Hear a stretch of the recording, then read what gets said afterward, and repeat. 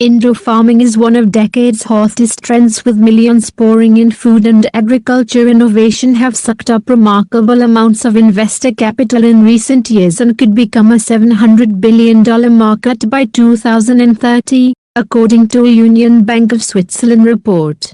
The next big thing is here: all girders and concrete pads, glass roofing and gravelly dirt. Viraj Puri, co-founder of one of the nation's largest indoor farm companies, walks through the construction site, and even without the luminous frills of thousands of butter lettuces, it's easy to see that the building going up where Bethlehem Steel once stood is something ambitious in the world of food. The Sparrows Point Steelworks in Baltimore, once the largest steel producing facility in the world, was shuttered in 2012, leaving no trace of what once supported 30,000 families with Bethlehem Steel wages. Now the vacated land is dominated by a FedEx distribution center, an Amazon fulfillment center, an Under Armour warehouse.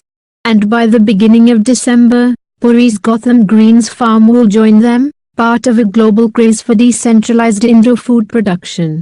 Food and agriculture innovation have sucked up remarkable amounts of investor capital in recent years and could become a $700 billion market by 2030, according to a Union Bank of Switzerland report. Millions are being invested globally in indoor urban farms because of their promise to produce more food with less impact, with 24 large-scale projects launching in Dubai, Israel, the Netherlands and other countries.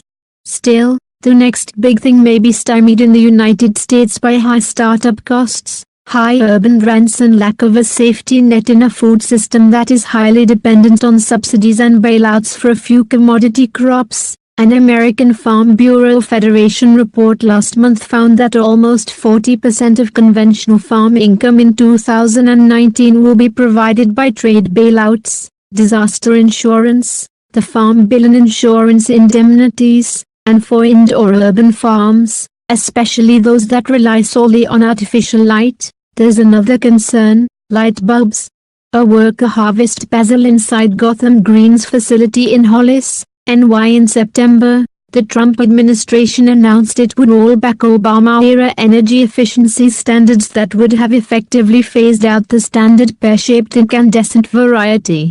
The step is expected to slow the demand for LED bulbs, which last longer and use less electricity than many other types but are more expensive. The rollback, slated to take effect in January, is being fought by 15 states and a coalition of environmental and consumer groups that claim the changes will speed climate change and raise consumers' energy bills. For indoor urban agriculture, especially indoor vertical farms, the reversal represents a threat to an already narrow path to scalability and profitability, according to Irving Finn, chief executive of Bowery Farming. The indoor vertical farming company has raised $122.5 million from celebrity chefs Tom Colicchio, Jose Andres and Carla Hall, Amazon Worldwide Consumer Chief Executive Jeff Wilk and Uber Chief Executive Dara Khosrowshahi. The Department of Energy recognized a lot of our energy was going to lights and that LEDs were a more efficient form of lighting, so they pushed from incandescent to LED in industrial spaces, Finn said in a phone interview. Those were the trends that got us here, and we were hoping cost could drop another 50% with more innovation and more volume. Some indoor farms stack plants vertically nearly to the ceiling in proposed shipping containers or enormous warehouses. All of the plant's photosynthesis achieved via high-tech light-emitting diode, LED, bulbs. Others, such as Gotham Greens, are vast, glass-topped greenhouses, pulling their plants' needs from the sun and giving a light bulb assist in low light times. In addition to Gotham Greens, the Washington-Baltimore area will become home to an outpost of Bowery Farming in November. In the second half of 2020, a $100 million greenhouse tomato and cucumber project with the world's largest LED installation for a single building will debut in Morehead, Kentucky, funded in part by hillbillyology writer J.D. Vance. And around the same time, California-based Plenty, with investors such as Amazon founder Jeff Bezos, will debut a Southern California indoor vertical farm about the size of a soccer field, Bezos owns the Washington Post, but the U.S. Department of Energy's proposed reversal of energy efficiency standards could hamper this emerging agricultural sector, according to Fain. Indoor vertical farming became economically viable when LEDs became plentiful, cheap and efficient. Before that, indoor growing lights produced enormous amounts of heat. Heat mapping was frequently how police identified illegal marijuana growing houses, and thus cooling costs and electricity bills were astronomical. With the passage of energy legislation in 2007, the Department of Energy required that most general service light bulbs emit at a minimum efficiency of 45 lumens per watt by the beginning of 2020. Halogen and incandescent bulbs don't generally meet that efficiency standard. LEDs, which use a semiconductor to convert electricity into light, do. Within just a few years, LEDs doubled in efficiency and prices fell 85%. Widespread adoption caused energy companies to throw money at research and development. Indoor urban farmers, especially those farming vertically, have built their profitability models on projections that LEDs will continue to get exponentially brighter and less expensive, will run cooler and will become more efficient.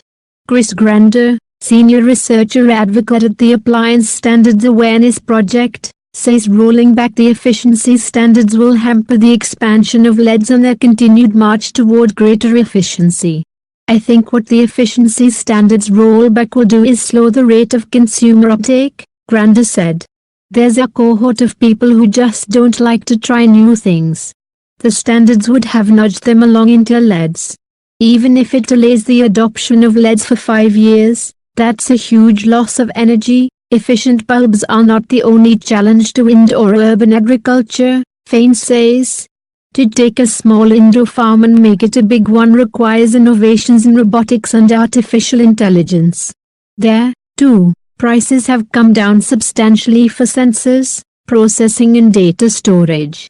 Altogether, these make indoor farming viable but not easy. Gotham Greens is transforming Baltimore's Bethlehem Steel Factory site into a 1 lakh square foot hydroponic greenhouse, the largest greenhouse the company has built. Fain talks about Bowery's operating system, the brains and central nervous system of our farm, with a plant monitoring system and proprietary deep learning algorithms that help predict what will happen to each crop. He says the operating system, one of the most expensive components of Bowery, runs everything at each farm, with real-time data to improve outcomes over a network of farms. The cost of that operating system has to be amortized over that network. And because profitability is so elusive, some of the early promises of indoor agriculture are slow to be realized. Steep startup costs mean farmers must grow crops that generate major cash, specialty items, such as flowers, or crops that have quick growth cycles, such as leafy greens. The 5 main indoor crops are leafy greens, microgreens, herbs, flowers and tomatoes, items that are a pull for those of high socioeconomic status but aren't go-to products for low-income people. There's inherent elitism that is hard to avoid, even with school tours, food bank donations and other efforts toward democratizing access to good food. Indoor urban farming is frequently touted as a mechanism for urban renewal and job creation in low-income neighborhoods. But farms kitted out with sensors and robots often require highly specialized and educated workers. They typically are not huge employers. Bethlehem Steel employed 30,000 at its peak. Gotham Green's largest farm yet will have only about 60 full-time employees. For Perry, Fain and others, the necessity to succeed with indoor urban agriculture is self-evident.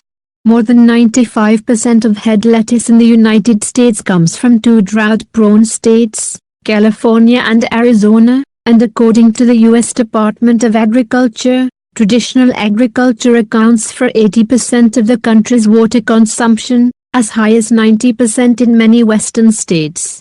In 2018 alone, 3 foodborne illness outbreaks on traditional romaine farms killed 6 people, hospitalized 128 and infected 300, according to the Federal Centers for Disease Control and Prevention. The safety challenges of outdoor farming are becoming more acute with climate change and unexpected shifts in pests and bird migrations. After Hurricane Sandy in 2012, news stories reported that local Gotham Greens lettuces were some of the only leafy greens available in grocery stores in New Jersey and New York. Indoor farming gives cities urban resiliency, something planners are increasingly concerned about. Cities are where most of us live, says Sabine O'Hara, Dean of the College of Agriculture, Urban Sustainability and Environmental Sciences at the University of the District of Columbia. The conversation now, she says, is how to shrink the food footprint of cities, how to make cities more sustainable and their food systems robust when disaster strikes. By the end of the year, Gotham will operate 5 lakh square feet of greenhouses across 5 states. Gotham Greens' first indoor greenhouse farm debuted in 2011 in Brooklyn on the rooftop of an old bowling alley. The second was on the roof of a Whole Foods, also in Brooklyn, and the third was in Queens atop what once housed the Ideal Toy Company, which made the Betsy Wetsy doll after World War I and had its last big hit with the Rubik's Cube. Another, in Chicago, sits on the second floor of an eco-friendly cleaning products company. The fifth farm, in Baltimore, will be Gotham Greens' biggest to date, and has raised $45 million in equity capital. At Sparrows Point, Puri walks past what will be the packaging room, the break room and the computer control room. He lists off some stats. 1 indoor acre at Gotham is as productive as 40 acres of conventional soil. Gotham Greens' Baltimore farm will require 95% less water and 97% less land than a traditional dirt farm, and only about 1/8 of the energy consumption of an indoor vertical farm. Almost nothing will go to the landfill, the majority of its waste being compostable or recyclable. Gotham Greens lettuce can go from seed to full head in 35 days, about half the time it takes outdoors. The farm's first stage is 1 lakh square feet, but there's space to go up to 4 lakhs. Puri talks about eliminating food waste, passing shelf life along to consumers, millennials' desire to know where their food is from. He says Gotham's first farm became profitable within the first year of operation. As the largest urban agriculture company in North America, Puri said, "We've demonstrated that urban greenhouse agriculture can be a viable agribusiness that addresses a real need in the commercial supply chain of fresh produce, but with almost none of the agricultural subsidies and safety nets of traditional row crop agriculture, and with high operating costs and the trajectory of light bulb research uncertain, some sectors of indoor urban agriculture may be on shaky ground. Please save trees and nature, please subscribe my channel. Thank you." Indoor farming is one of decades' hottest trends with millions pouring in. Food and agriculture innovation have sucked up remarkable